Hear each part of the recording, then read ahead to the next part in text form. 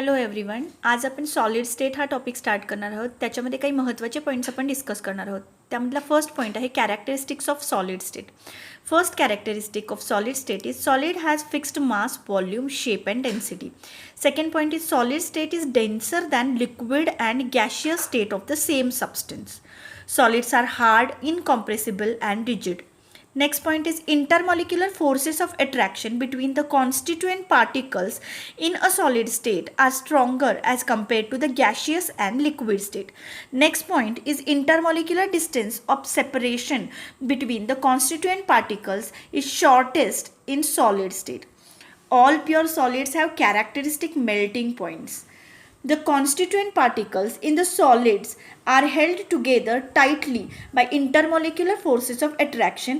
Hence, particles cannot change their positions. Therefore, solids cannot be poured like liquids. Next point आपण discuss करणार आहोत difference between crystalline solids and amorphous solids. Basically, there are two types of solids. First one is crystalline solid and second one is amorphous solid. हा जो difference आहे हा 2 किंवा 3 मार्कला board एक्झाममध्ये विचारला जातो. फर्स्ट पॉईंट ऑफ डिफरन्सिएशन आहे a crystalline solid is a homogeneous solid in which constituent particles that is atoms, ions or molecules are arranged in a definite repeating pattern. First point in the amorphous solid is amorphous solids have irregular or indefinite arrangement of constituent particles. Constituent particles चा अर्थ असतो ज्यापासून ते solid बनलेलं असतं ते particles. ते ions असू शकतात, ॲटम्स असू शकतात किंवा मॉलिक्युल्स असू शकतात. त्यांची अरेंजमेंट जर रेग्युलर असेल, डेफिनेट असेल तर त्या सॉलिडला आपण क्रिस्टलाइन सॉलिड म्हणतो. आणि जर कॉन्स्टिट्युएंट पार्टिकल्सची अरेंजमेंट इनडेफिनेट असेल, इरेग्युलर असेल तर त्याला आपण amorphous solid कन्सिडर करतो. Consider one diagram over here. In this diagram we have seen that there is a regular pattern of arrangement of atoms. ह्या बाजूला atoms regular pattern मध्ये arrange झालेले आहेत. इथं आपण बघू शकतो की atoms जे आहेत irregular arrangement मध्ये आहेत. त्यामुळं ही जी फर्स्ट फिगर आहे ही क्रिस्टलाइन सॉलिडची आहे, ही सेकंड फिगर जी आहे ही amorphous सॉलिडची आहे असं आपण कन्सिडर करू शकतो. Second point of differentiation is that the solids have definite characteristic shape due to orderly or regular arrangement of constituent particle. And the second point in amorphous solid is the solids have irregular shape due to the indefinite arrangement of constituent particles. Solids जे crystalline solids असतात त्यांच्यामध्ये आपल्याला definite shape बघायला मिळतात कारण constituent particles एका regular पॅटर्नमध्ये arrange झालेले असतात. बट ॲमॉर्फस सॉलिड्समध्ये आपल्याला इरेग्युलर शेप्स बघायला मिळतात कारण कॉन्स्टिट्युएंट पार्टिकल्स म्हणजे ॲटम्स, आयन्स किंवा मॉलिक्युल्सची अरेंजमेंट इनडेफिनेट असते.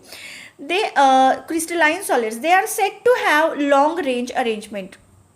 याचा अर्थ काय आहे की ॲटम्स जे असतात, कॉन्स्टिट्युएंट पार्टिकल्स जे असतात हे लॉंग रेंज अरेंजमेंट दाखवतात. लॉंग रेंज अरेंजमेंटचा अर्थ काय, बऱ्याच अँगस्ट्रॉंगपर्यंत किंवा बऱ्याच सेंटीमीटर्सपर्यंत आपल्याला रेग्युलर पॅटर्न ऑब्झर्व होतो. Pattern throughout the crystal repeat होत जाणार, रेग्युलर राहणार आहे, त्याला म्हटलं जातं long range arrangement.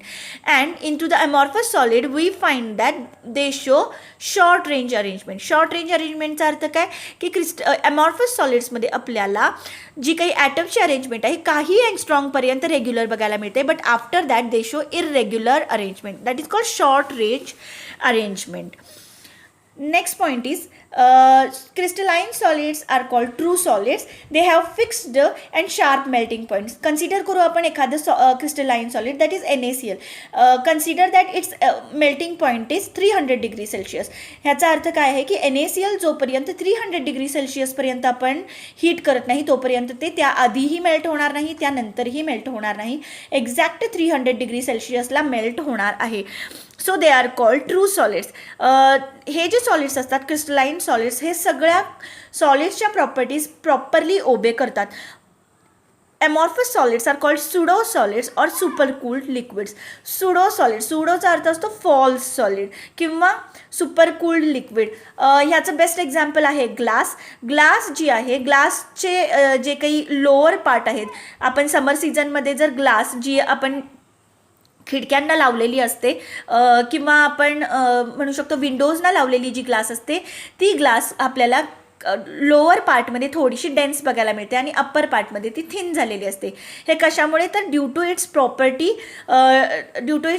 That it is a super cooled liquid. Glass ही सुपर कूल्ड लिक्विडसारखी बिहेव करत असते आणि त्यामुळे थोडी उष्णता मिळाली किंवा थोडी हीट जर आपण केलं, थोडीशी हीट जर त्याला मिळाली तर ती थोडीशी काय होऊ शकते, सॉफ्ट होऊ शकते, मेल्ट होऊ शकते. And so these solids are called super cooled liquids. Next point is crystalline solids may or may not be isotropic except cubic structure. All crystalline solids are anisotropic. Crystalline solids are generally anisotropic and amorphous solids are isotropic like liquids. What is meant by isotropy and anisotropy? Consider this diagram. In this diagram we can see that there is a regular pattern, right? ह्या regular पॅटर्नमध्ये आपल्याला दिसतंय की हे जे blue कलरचे जे dots आहेत हे एक प्रकारचे ॲटम्स आहेत आणि रेड कलरचे जे डॉट्स आहेत तेही एक प्रकारचे पार्टिकल्स आहेत. ही जी अरेंजमेंट आहे ब्ल्यू रेड अशी रेग्युलर आहे, म्हणजे हा एक प्रकारचा क्रिस्टलाइन सॉलिड आहे आपण म्हणू शकतो.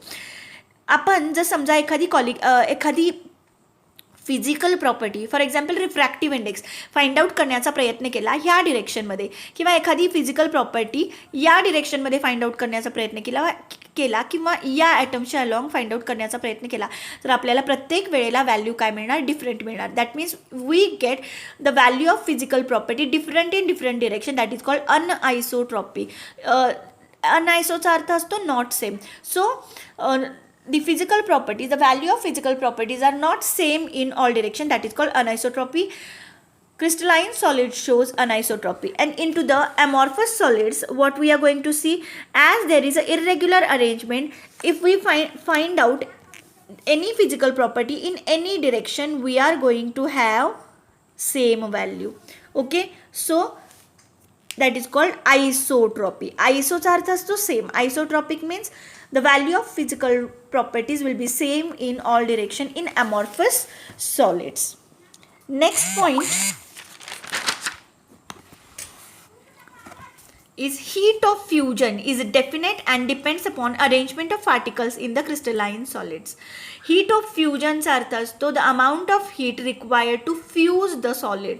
It is definite because the arrangement of particles is definite. But the heat of fusion is not definite because the arrangement of particles is indefinite in amorphous solid. They melt over a range of temperature and heat of fusion is not definite. Here some examples of crystalline and amorphous solids are given. Crystalline solids मध्ये ice, salts like NaCl, KCl, NaNO3, KNO3 etc.